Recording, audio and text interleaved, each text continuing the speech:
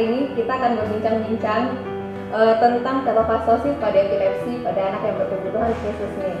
Nah, di sini kita punya 3 narasumber. Yang pertama ada Dr. Roy Amardianto, spesialis anak, konsultan neuropediatri. Yang kedua ada Dr. Eka Musridarta, TIC-Mas, spesialis saraf. Dia ini dokter yang neurointensif di Rumah Sakit Pusat Otak Nasional. Nah, yang ketiga narasumber kita Mas Agus Prasetyo, biasanya dikenal dengan Mas Tio ya. Oke, Mas ini adalah founder komunitas ketofastosis. Komunitas ini berdiri pada tanggal 20 Januari 2016 dan sekarang nih jumlah membernya sudah mencapai angka 400 ribuan. Sesuai topik kita hari ini, ketofastosis. Apa sih ketofastosis? Nah, kita akan berbincang nih dengan ahlinya. Yang pertama kita akan coba ngobrol nih dengan Dr. Eka. Halo Sobat Otak. Diet ketofastosis yang memang sedang booming sekarang banyak bisa membantu masalah neurologi. Pada hari ini kita akan bahas mengenai epilepsi pada anak dengan kebutuhan khusus. Kebetulan teman kita dari Pak Tio akan coba membahas bagaimana dia memulai kenapa ada ketofastosis ini di Indonesia. Halo, nama saya Tio, nama Menur Agus Prasetyo. Saya founder dari ketofastosis, komunitas ketofastosis Indonesia.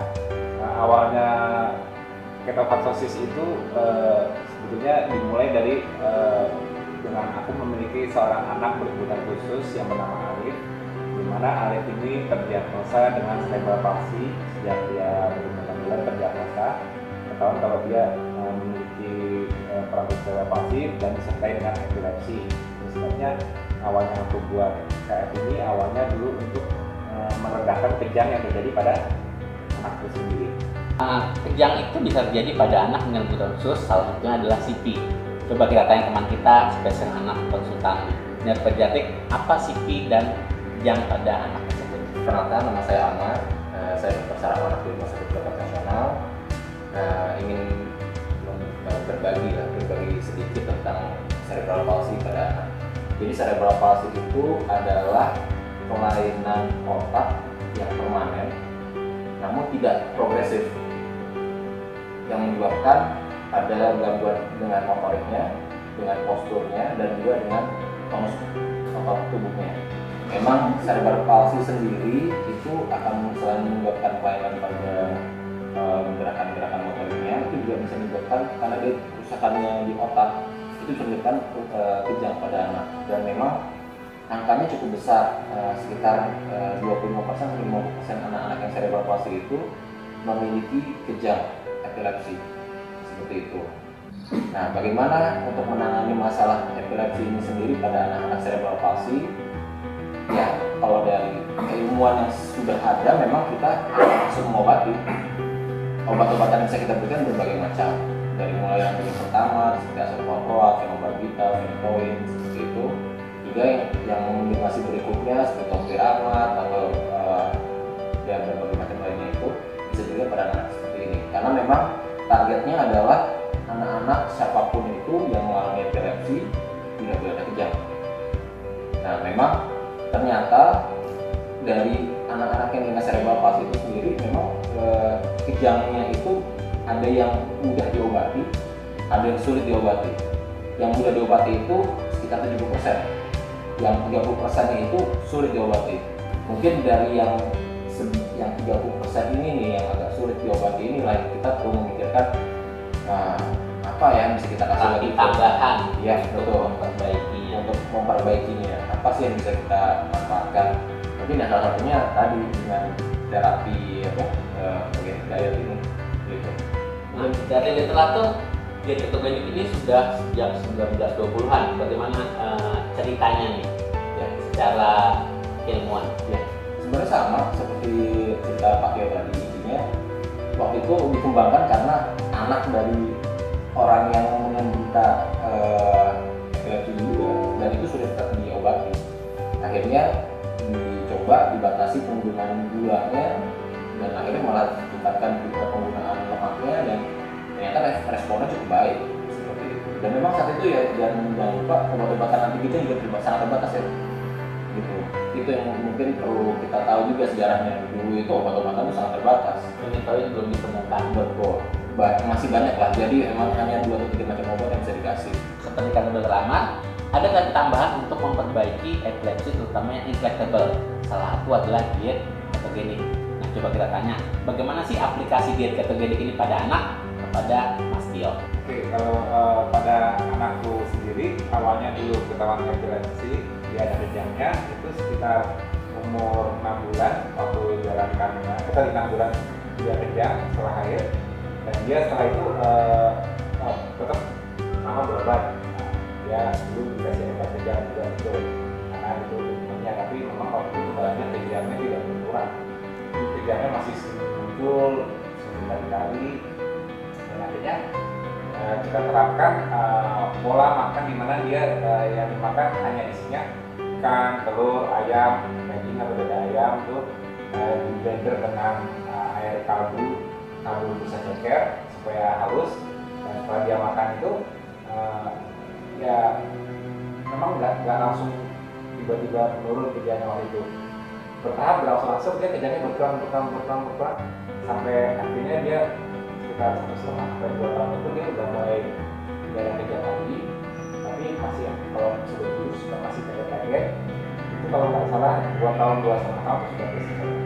Karena resipi problem motoriknya kita terus selalu menjalankan fisioterapi untuk pengembangan dia, karena pola makannya hanya untuk supaya tidak terjadi kejang lanjutan, karena kalau bagaimanapun juga kejang sifatnya merusak.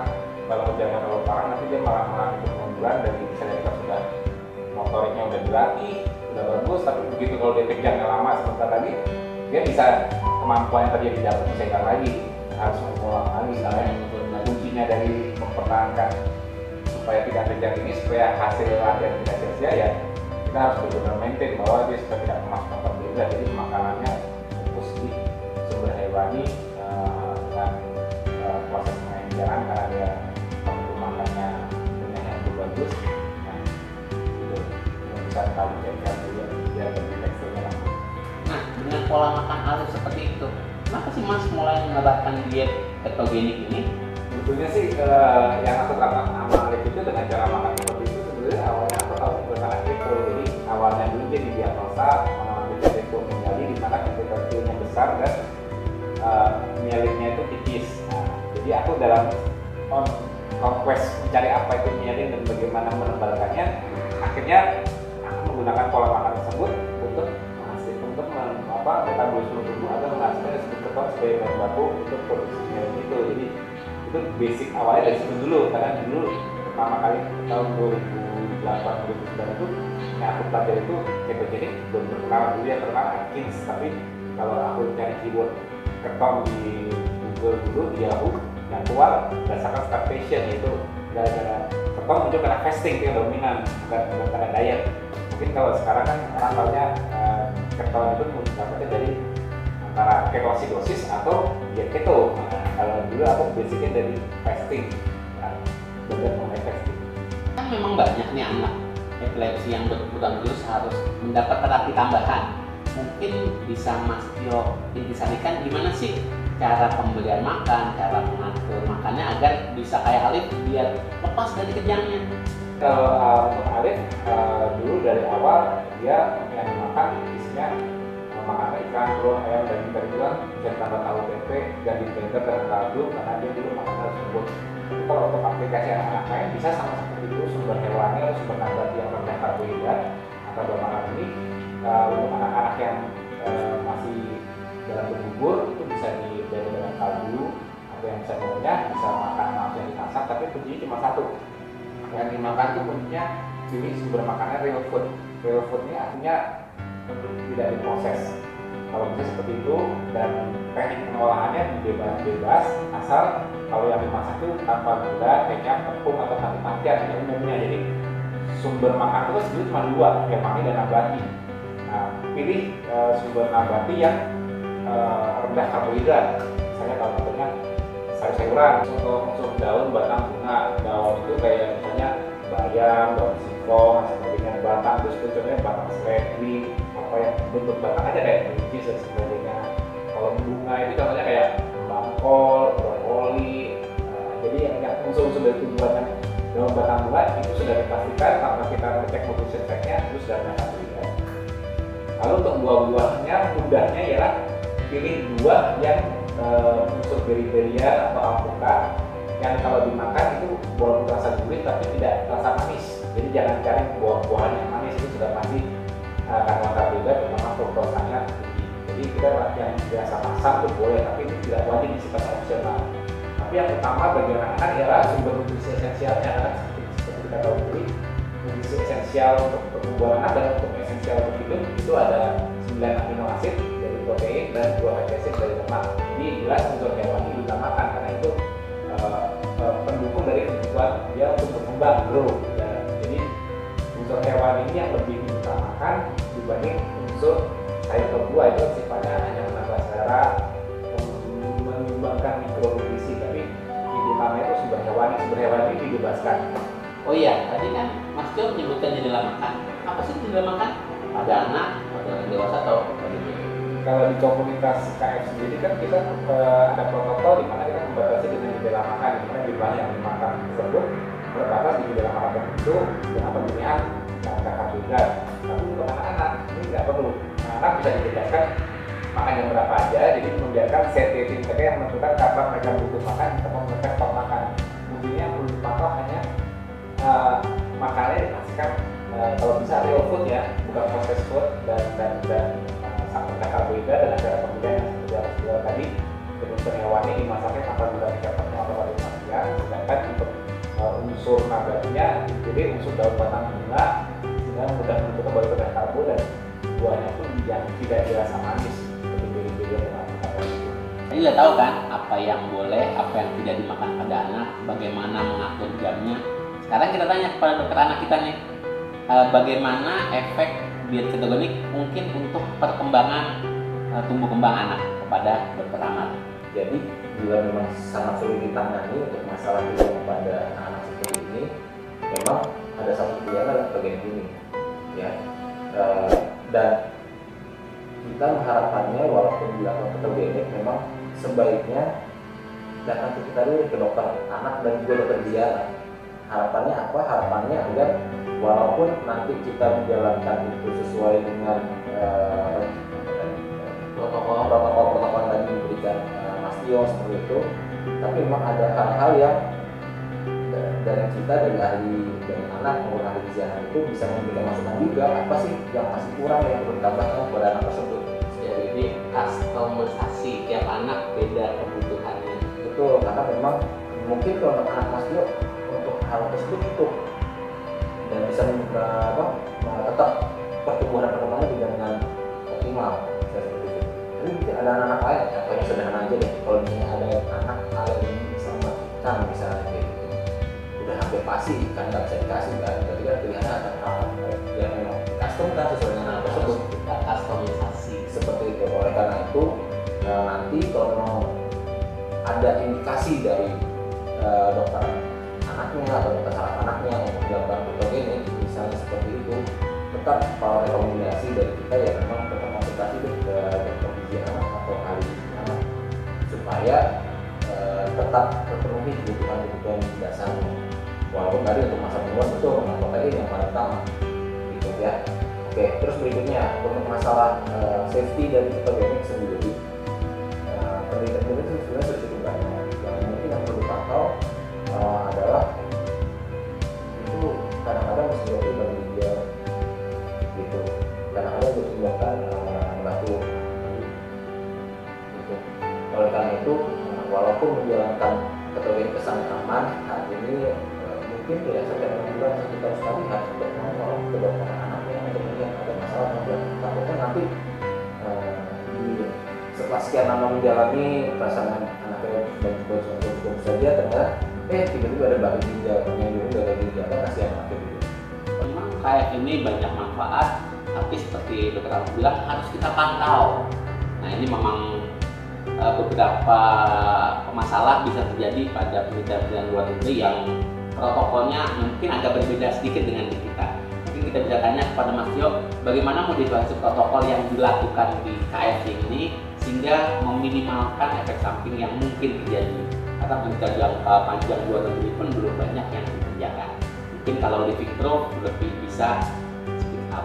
Kalau anakku sendiri sih juga tetap harus dokter ya, akan berdoa terus, dia juga tetap ngobrol ke dokternya, kita juga ngobrol bicara kan, karena juga sering menyarankan dengan berku apabila menggunakan metode KF ini untuk anak di mana tidak makan karbohidrat, kita tetap harus ada evidence base-nya, yaitu scientific base-nya, yaitu kita punya data. Jadi benar kata Dr. Amal tadi, kita setiap anak karbohidratnya bisa ada problem dan berbeda-beda, terutama jika yang mencoba berasal dari kebutuhan khusus, dimana bisa aja dia ada kekurangan vitamin tertentu yang harus ditutupi dengan suplemen juga, atau harus ada kontrol-kontrol lainnya, misalnya kontrol metabolismenya ada gangguan lainnya atau tidak selama menjalankan ini, dan sekaligus untuk kita lihat progresnya apakah baik atau tidak.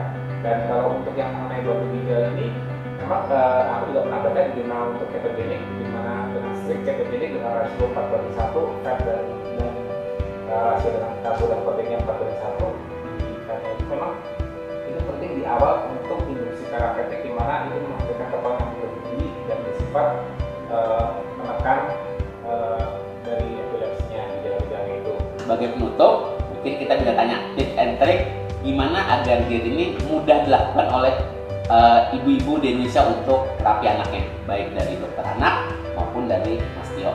Sarankan agar membiasakan anak tidak selalu sering diberi substitusi dari gula, karena kan ini kan kita pasti bebas gula, tapi jangan terlalu sering disubstitusi dengan misalnya contohnya memberikan gula bebas kalori, karena bagaimanapun juga rasa manis kedepannya bakal membuat anak lebih craving terhadap makanan-makanan yang tinggi karbohidrat. Sehingga tips itu supaya sebagai nantinya kalau dijalankan terus karena lebih baik untuk kesehatan dan mengandung perbaikan dari kondisi yang dialaminya, insya Allah sebagai ikhtiar itu dia bisa menjadi pola makan yang tidak tinggi karbohidrat karena tidak mencari rasa manis, tidak terlalu craving. Itu tips dari itu. Dan juga mengenai minum harus dijaga ya, sesuai dengan, kalau bisa sesuai dengan volume pipisnya. Tapi kalau bisa untuk anak-anak tergantung umurnya ya, sekitar 8 gelas sampai 10 gelas sehari tergantung jenis umurnya, atau sesuai dengan volume pipis agar mencegah yang Amal bilang tadi kemungkinan kemunculan batu ginjal. Makanya kalau ingin melakukan ketogenic diet, rekomendasi saya adalah tetap berkoordinasi dengan dokter saraf anaknya, satu. Dan bila memang ibu ingin menjalankan ketogenic diet, silahkan pelajari dulu, bisa dari mana saja, mungkin dari biasa saja dengan dari komunitas Mas Tio. Namun yang berikutnya jangan lupa untuk tetap kontrol ke dokter anak atau kondisi anaknya. Mengapa? Karena memang butuh pemantauan. Kalau kita tidak pantau dengan baik, yang dikhawatirkan nanti efek sampingnya mungkin kejangnya akan berkurang, tapi efek samping lain timbul, anaknya juga akan merasakan penderitaannya. Oleh karena itu, semua informasi yang ada dikumpulkan oleh ibu dan bapak, manfaatkan untuk anak, namun memang tetap berkoordinasi dengan dokter ibu dan bapak. Mungkin itu yang bisa saya tambahkan. Terima kasih. Bincang-bincang yang seru ya Sobat Otak, sayangnya waktunya kurang panjang nih terasa.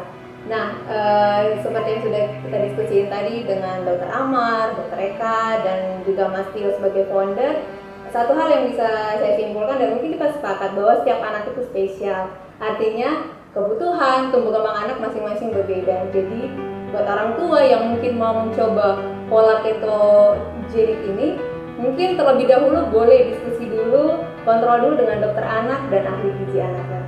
Demikian diskusi kita hari ini. Terima kasih.